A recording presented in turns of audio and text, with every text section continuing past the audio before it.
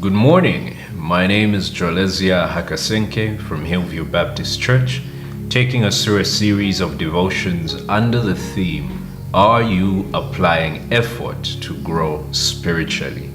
Are you applying effort to grow spiritually? We began by looking at the importance of us applying effort, and we're able to cement and cast in stone the already known principle that growth requires effort. That growth requires effort. And we were able to see the emphasis from the Apostle Peter as well, in as far as growth spiritually requiring effort. He stated how you have been called by God, redeemed by Him, been granted everything necessary for life and godliness.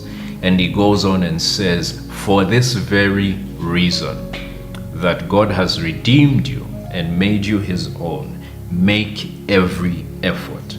2 Peter chapter 1, verse 5 and proceeding to verse 6.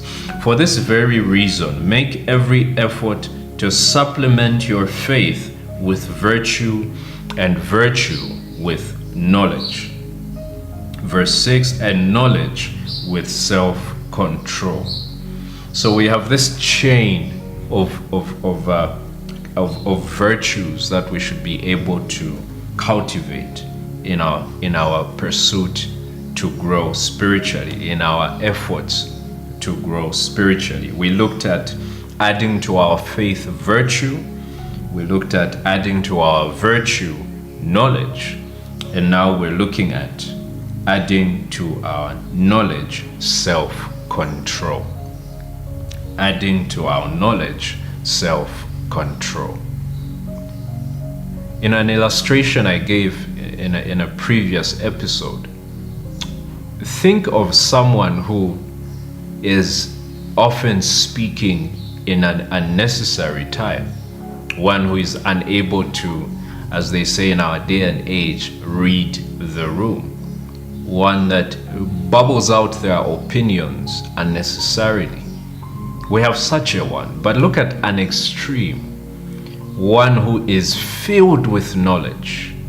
One who has read each and every necessary writing on a particular subject, and they are engaged in a discussion. Oftentimes, such a one would bubble out as many explanations as would come to their mind without being able to control themselves. So self-control then must be added to knowledge.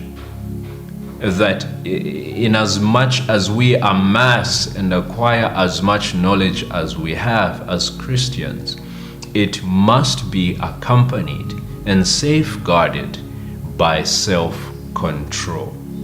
That would be able to then know when to appropriately rebuke a brother. That would be able to know how to appropriately encourage a brother. That will not burst at one another carelessly. Even though we speak the truth, we must have self-control. Further to that, we see self-control encompassing our very lives as Christians, that would be able to manage even our own desires and appetites. Self-control is necessary for us to be able to manage our desires that are constantly wrestling within our hearts.